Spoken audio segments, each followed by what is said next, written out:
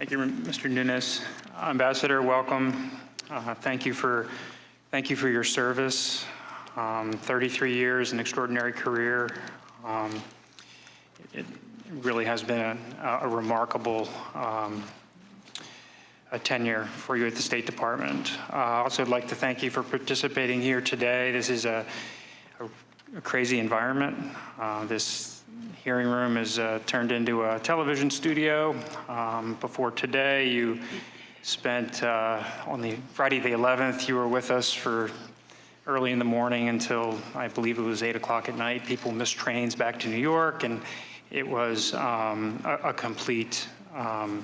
very complete day, so thank you.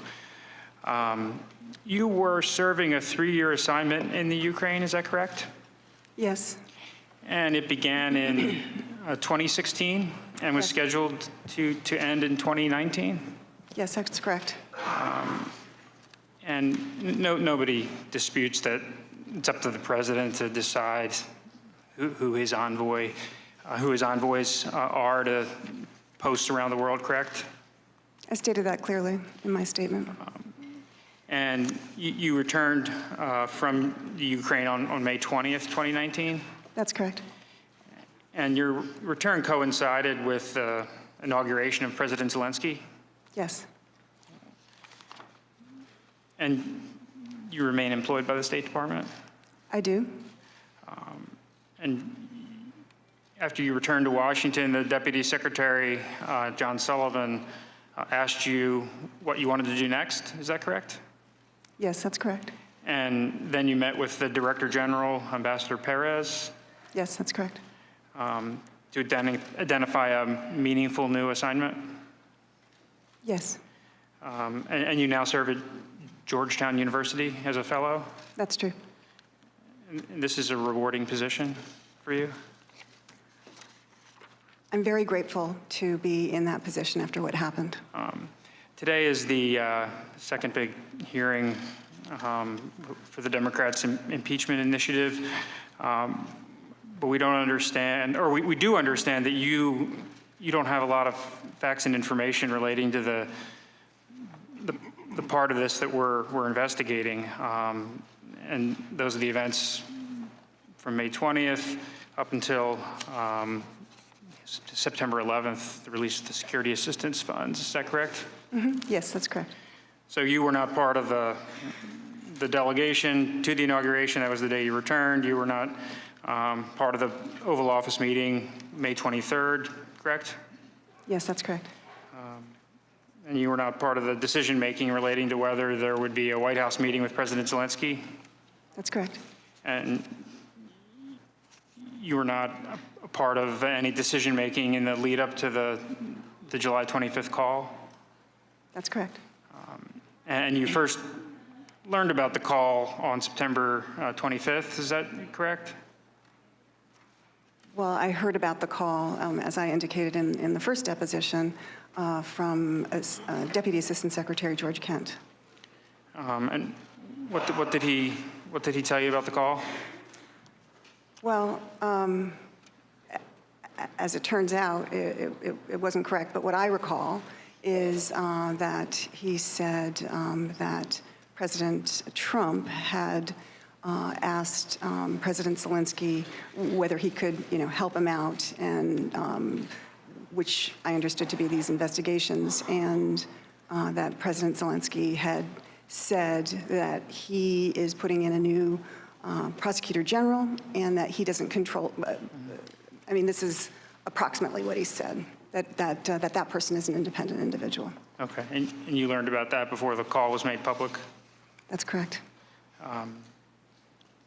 Likewise, you were not involved in any discussions surrounding the security sector assistance funds to Ukraine? They were paused for about 55 days from July 18th to September 11th? No discussions. Okay. In your opening statement on page 9, you stated, although then and now I've always understood that I served at the pleasure of the president, I still find it difficult to comprehend that foreign and private interests were able to undermine U.S. interests in this way. individuals who apparently felt stymied by our efforts to promote stated U.S. policy against corruption, that is to do the mission, were able to successfully conduct a campaign of disinformation against the sitting ambassador using unofficial back channels. Do you believe that President Trump was aiming to weaponize corruption in Ukraine by removing you? I don't know that. Okay. Do you believe your removal was part of some scheme to make it easier for elements of the Ukrainian establishment to do things counter to U.S. interests? I think that's certainly what the Ukrainian establishment hoped. I think that in addition, there were Americans, these two individuals, who were working with Mayor Giuliani, Mr. Parnas and Mr. Fruman, who have recently been indicted by the Southern District of New York, who indicated that they wanted to change out the ambassador. And I think they must have had some reason for that. And do you think they were seeking a different type of ambassador that would allow them to achieve some of their objectives? I don't know what other reason there would be. Okay. Is Ambassador Taylor the type of person that would facilitate those objectives? No. So Ambassador Taylor is a man of high integrity? Absolutely. And he's a good pick for the post? He is. I would note that he is the charge out there, as of course you understand. So no ambassador has yet been, or no candidate has yet been named to the position. But he certainly has had a decorated career serving his country. Absolutely, a man of the highest integrity.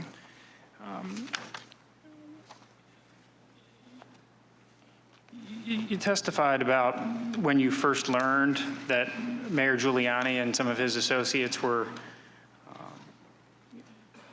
had a concerted campaign against you. When did that first come to your attention? We were picking up rumors from Ukrainians. I think, kind of in the November, December 2018 time period. But then in January, February, and of course, March, it became more obvious. At some point, I believe you testified that Minister Avakov alerted you to this campaign? Yes. And when was that? He had a conversation with me in February of 2019. Okay. And do you remember what he related to you? Yes. He said that Mr. Lutsenko was working with Mayor Giuliani through these two individuals, Mr. Parnas and Mr. Fruman, that they basically wanted to remove me from post, and that they were working on that. And did you have any awareness at that point in time of precisely why they were seeking your ouster?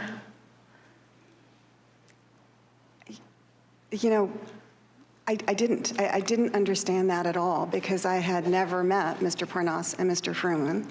And so it was unclear to me why they were interested in doing this. Were you especially influential implementing policies that stymied their interests in Ukraine? Were advocating for some sort of environment or policies that would be adverse to them? I think that just the general idea that obviously U.S. ambassadors, U.S. embassies, one of our most important functions is to facilitate U.S. business abroad, right? Whether it's trade, whether it's commerce, that's one of the things that we do. And but everything has to be above board. We believe in a level playing ground and so forth, but we obviously advocate for U.S. business. These two individuals, with hindsight and what we learned later, looking to open up a new energy company exporting liquefied natural gas to Ukraine, never actually came to the embassy, which is unusual because that would usually be a first stop going to the American Chamber of Commerce, going to the U.S. Embassy, get the lay of the land, see how we could provide assistance. And was that source of frustration ever expressed to you, or did you just learn that separately? Source of frustration? What do you Right. mean? On whose part? On Fruman and Parnas. I don't know that they were frustrated. I mean, Okay. frustrated by what? Well, you mentioned that they had business interests, and I asked you whether they had been stymied by anything in particular that you had advocated for, or you were a roadblock to them being successful. I wondered if there was any connection. I'd never met them. When I heard those names for the first time, which was in February of 2019, I asked my team, the econ and the commercial sections are the ones who would usually meet with American businessmen and women, and nobody had heard of them. So all I can conclude is that it was the general U.S. policies that we were implementing that might have been of concern to them. Okay, and at any point, did you ever try to reach out to the Prosecutor General, Mr. Lutsenko, and find out why he was participating in this concerted campaign? No, And then why didn't you do that? I didn't feel that there was any purpose to it. Why not?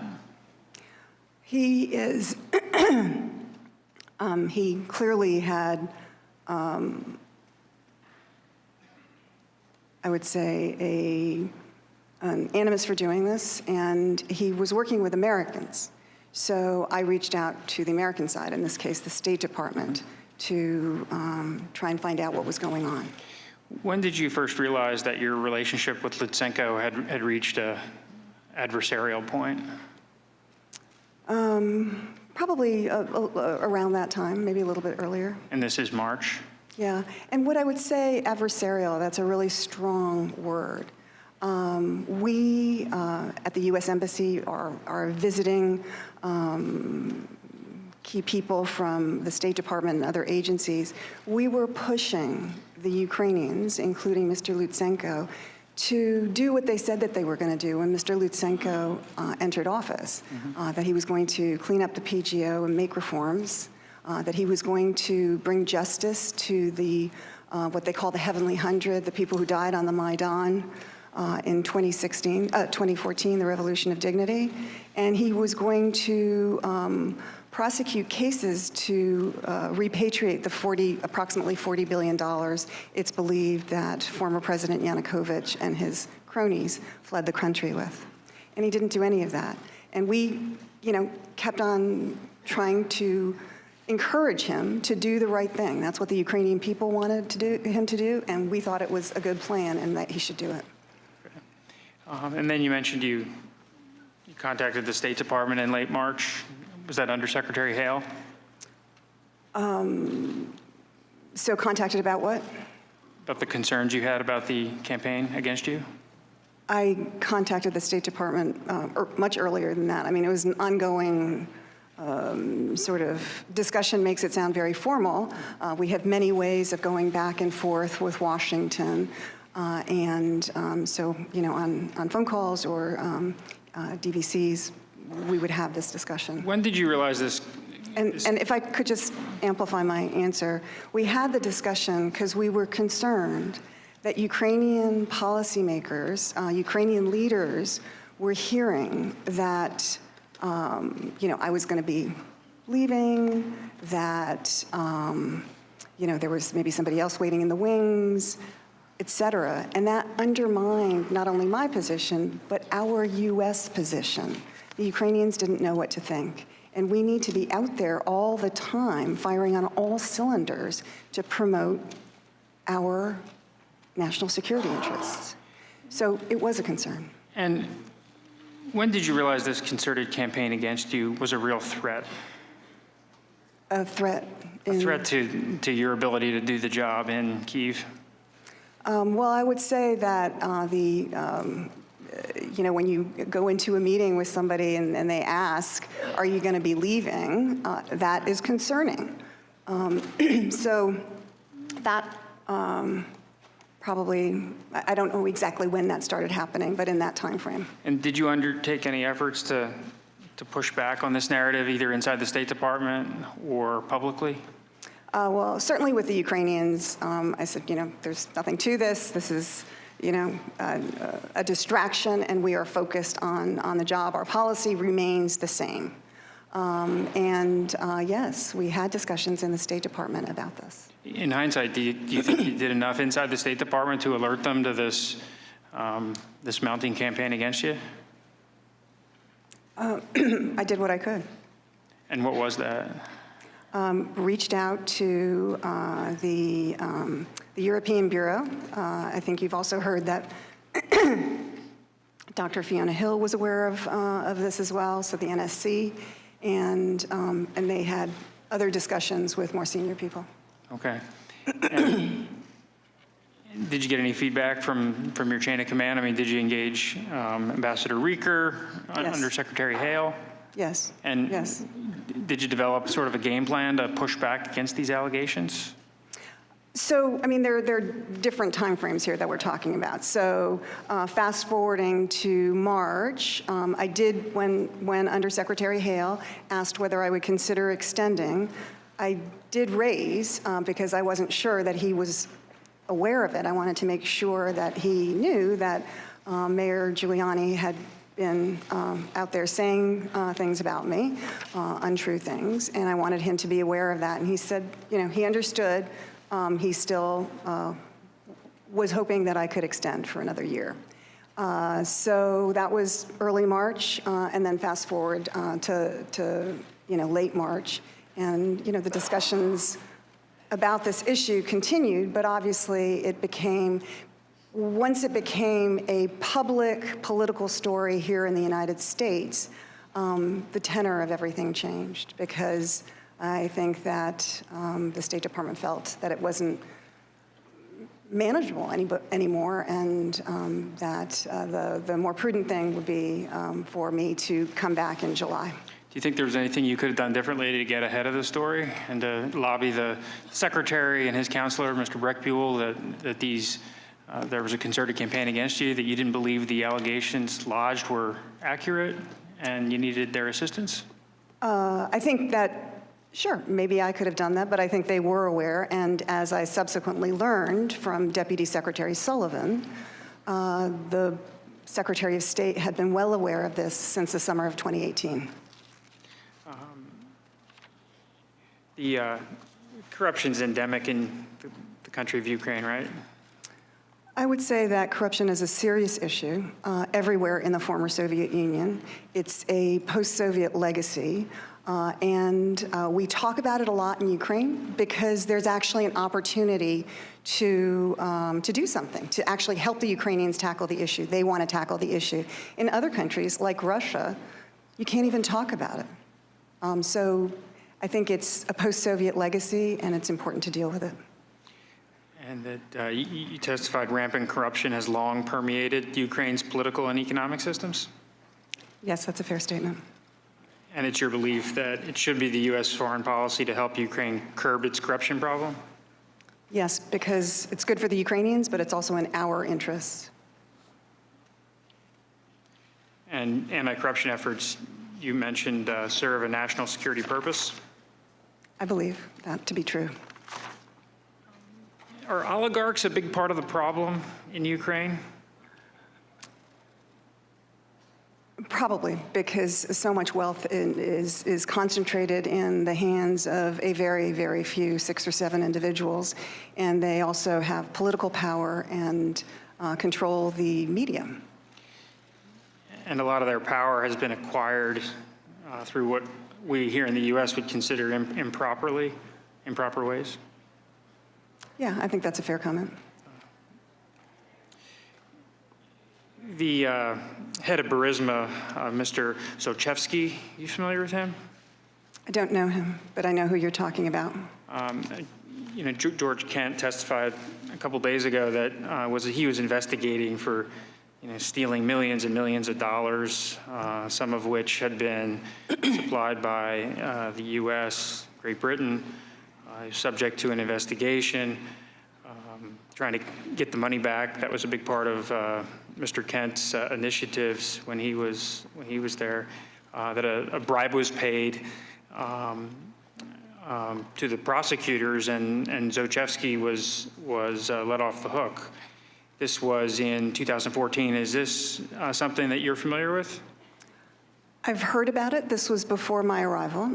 And I would just say my understanding, but please correct me if I'm wrong, is that the U.S. money that you're referring to was the money that we used to fund an FBI team that was embedded with the Prosecutor General's office to go after, not to go after, but to do the investigation of Burisma and Zlochevsky.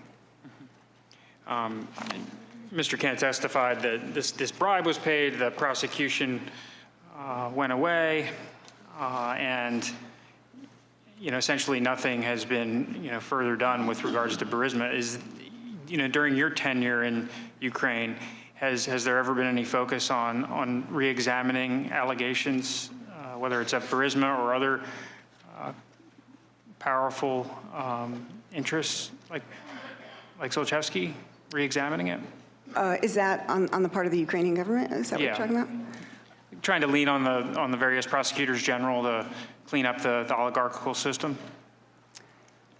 I think, yes, there have been some efforts, and as I mentioned earlier in my testimony, the U.S. was welcoming of Mr. Lutsenko's nomination to the position of Prosecutor General, because we were hoping he would clean that up.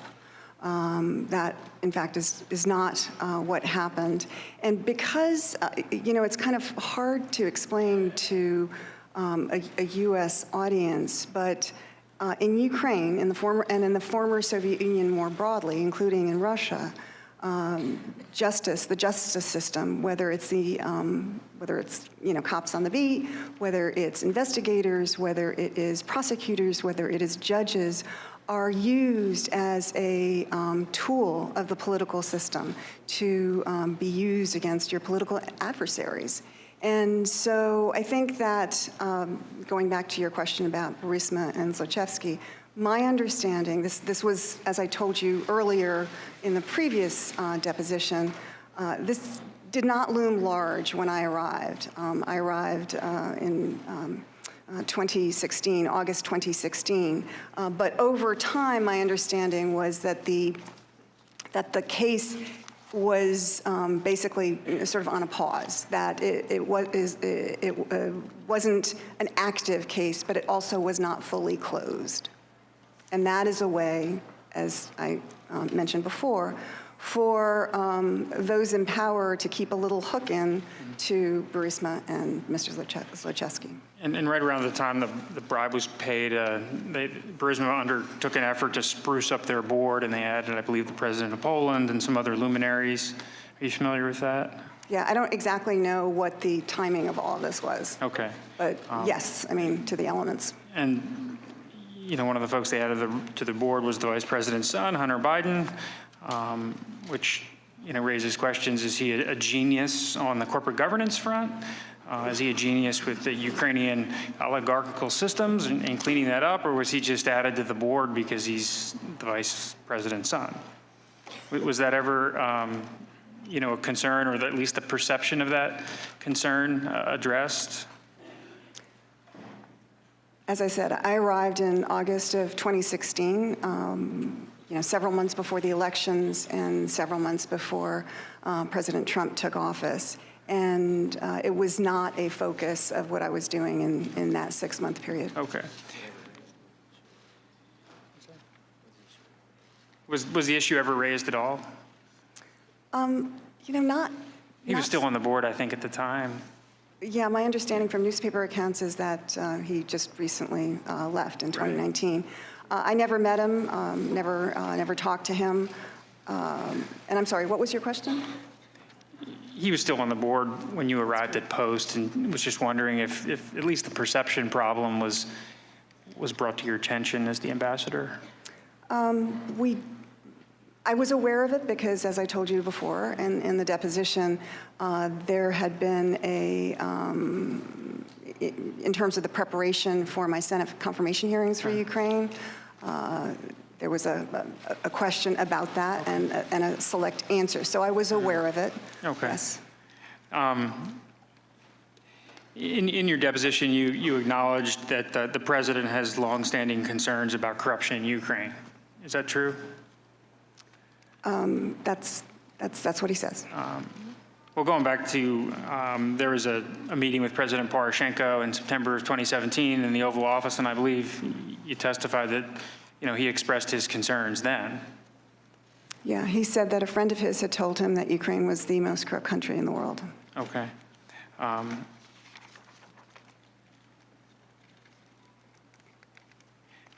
Several witnesses have testified that the president has concerns that there are certain elements of the Ukrainian establishment that during 2016 were out to get him. Is that something you were aware of at any point in time? Well, I'm certainly aware of it now. Obviously, there's been a lot of press attention on that. It was not brought to my attention during the 2.5 years that I served under President Trump as our ambassador to Ukraine. We've gone through the deposition some of these elements that, maybe they loom larger now, but, in hindsight, was there any discussion at the embassy that there's these indications of some Ukrainians trying to, at least advocate against then candidate Trump?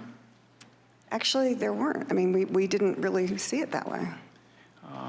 And were you aware of, I know Mr. Nunes mentioned this earlier, the consultant Alexander Chalupa had reportedly, at least according to her and according to Ken Vogel at the Politico, was trying to work with the Ukrainian embassy in D.C. to trade information, share leads of that sort of thing? I saw the article. I didn't have any further information about that. And did you see the article at the time, or did that only come to your attention subsequently? It's certainly been brought to my attention subsequently. I think I did see something to that effect at the time as well. And you're the ambassador in country at this point. Did you aim to get to the bottom of that? Because, if the reporting's true, if what Ms. Chalupa told Mr. Vogel is accurate, that would be concerning, correct? Well, I was the ambassador in Ukraine starting in August of 2016. And what you're describing, if true, as you said, what you're describing took place in the United States. So if there were concerns about what Ms. Chalupa was doing, I think that would have been handled here. And do you know Ms. Chalupa? I don't believe so. Have you ever met her? I don't think so. I mean, if she worked for the Ukrainian embassy, it's possible that I met her in a large group or something, but I don't believe I know her. Are you aware of the role that investigative journalist Mr. Lashenko played in publicizing the Manafort black ledgers? Yes. And he publicized some information in a pretty grand way in August of 2016, and almost immediately coincided with Mr. Manafort leaving the Trump campaign. Was there anything about that issue when it was occurring that concerned you? Well, I certainly noticed it because I was, a week or so away from arriving in Ukraine. I think that from a Ukrainian perspective, I realize we are looking at this from an American perspective. From a Ukrainian perspective, I think that what Mr. Lashenko and others who were looking into the Black Ledger were most concerned about was actually not Mr. Manafort, but former President Yanukovych and his political party and the amount of money that they allegedly stole and where it went and so forth. I mean, I think there's just a difference in perspective depending on which country you're in. But you can understand the president, at least from his perspective, looking at these facts, it certainly is reasonable to conclude that there are elements of the Ukrainian establishment that are advocating against them at this point in time, correct? Well, just speaking about Mr. Lyshenko, he's an investigative journalist, as you said, and he got access to the Black Ledger, and he published it, as I think journalists would do. And again, I'm not sure that I don't have any information to suggest that that was targeting President Trump. But the way the events unfolded, Mr. Manafort was, subsequently left the campaign, and it certainly did begin a period of interest in, Manafort's ties to Russia and so forth. I think, again, I think that that may have been the effect here in the United States. And obviously, it was of interest to journalists and others here that Mr. Manafort was former President Yanukovych's political advisor, and he was the political advisor, head of a campaign here. And so we all know that there have been court cases and so forth where Mr. Manafort was found guilty of certain actions. But at the end of the day, President Trump won the elections. With Mr. Lyshenko's reporting, there's been a question of whether all the information that he published was authentic, correct? I'm sorry, could you repeat that? There's been some have questioned whether the information Mr. Lyshenko published was all correct, or whether it was doctored. Okay, I wasn't aware of that. Okay. Ambassador Chali, during the August timeframe, he wrote an op-ed in The Hill taking issue with then-candidate Trump. Were you aware of that when it occurred? Yes. And did you have any communications with the ambassador to express concerns? No. And how frequently did you communicate with the ambassador? Obviously, you're in different posts in different countries, but... Yeah. Didn't actually see him or talk to him that often. So you weren't in frequent communication? No. Can you see how, writing an op-ed, even, given the substance, we've discussed the substance of it, that there's some sensitivities, but can you see how just the simple fact of writing an op-ed, the Ukrainian ambassador to the U.S., might create a perception that there are elements of the Ukrainian establishment that were advocating against then-candidate Trump? My recollection of that op-ed was that he was taking he was critical of a policy position that President Trump had with regard to Crimea, and whether Crimea was, a part of Ukraine or a part of Russia. That's a tremendously sensitive issue in Ukraine, and my recollection is that that is what Ambassador Chali was writing about. And do you know whether the ambassador or anybody from the embassy tried to make contact with the Trump camp to talk about their concerns before lodging an op-ed? I don't know. Okay. During the same time period of the run-up to the election, the Minister Avakov had said some especially candid things about then-candidate Trump on some various social media platforms. Are you aware of that? Yes, as a result of the deposition, okay. The previous deposition. But during the relevant time period when it was happening, you weren't aware of that? I don't recall it. Okay. He's one of the more influential officials in the Ukraine, correct? He is. I believe he's one of the few that span both the Poroshenko administration and the Zelensky administration. Yes, that's correct.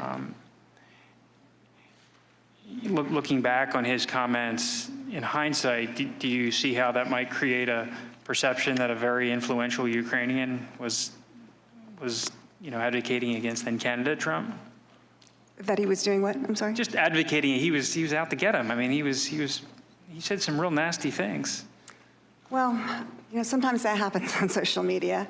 And are you asking me whether it's appropriate? Probably not. But I would say that Minister Avakov has been as well as others, both in President Poroshenko's administration as well as in the Zelensky administration, has been a good partner to the United States. As I think I told you before, he's a very practical man and looking for partners and getting the job done. I'm shocked that social media would be the site of negative comments.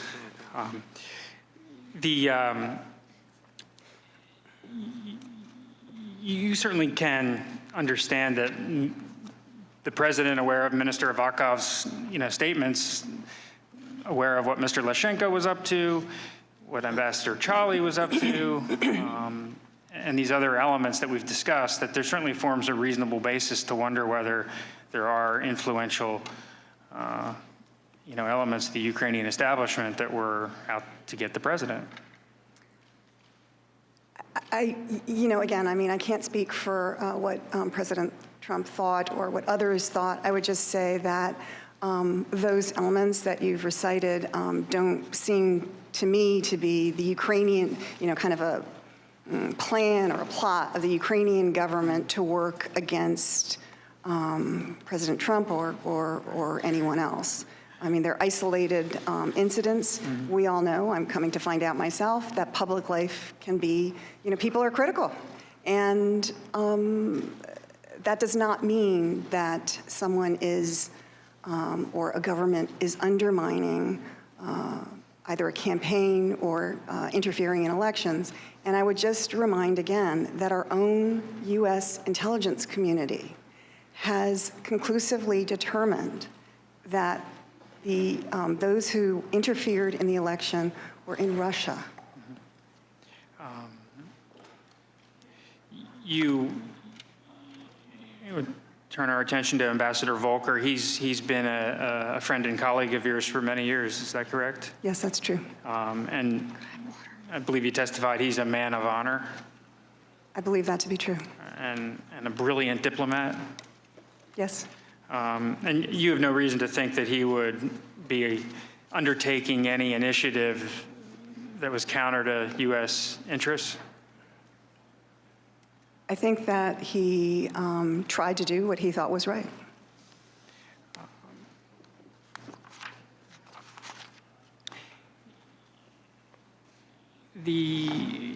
Turning our attention to the Trump administration's policy of aid, the aid package to Ukraine, you've testified that during your tenure as ambassador, America's policy actually got stronger toward Ukraine. Is that accurate? With the provision of javelins to the Ukrainian military, yes, that was really positive. And why was that important? Well, two things.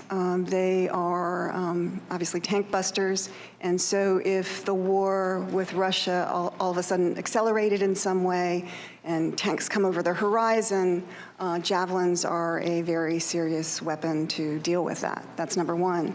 But really the more important issue is the symbolism of it, that the United States is providing javelins to Ukraine.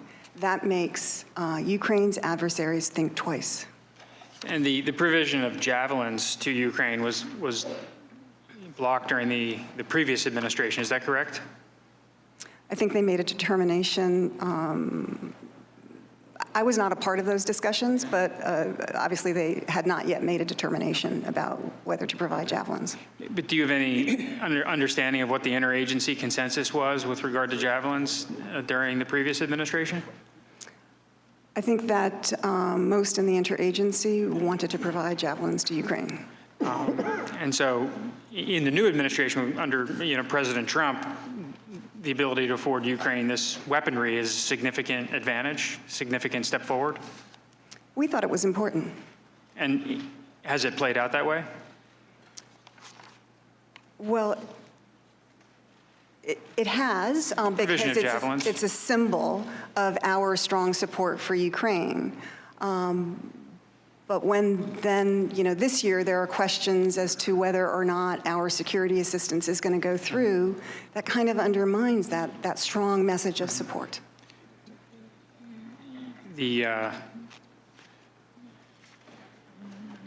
Ukraine still has the ability to acquire the javelins, though, correct? Are you now talking about purchasing javelins by the Ukrainian government? Yeah. Yeah, they do. And That is my understanding. I mean, the security sector assistance did go through. It was paused for 55 days from July 18th to September 11th, but it ultimately went through, correct? It's my understanding. Okay.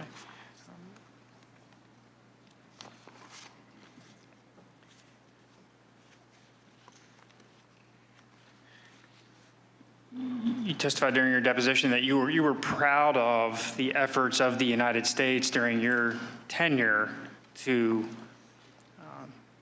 supply this type of aid to Ukraine. Are you still happy with the decisions? Are you talking about the Javelin? The Javelin and also the whole aid package. Yes. Do you think it's sufficient? Do you think we're giving Ukraine enough money? Yeah, that's a hard question because one can always use additional funding. That said, I think that that the Congress has been very generous in voting for security assistance and other forms of assistance for Ukraine. See, my time is coming to an end, Mr. Chairman. Thank the gentleman.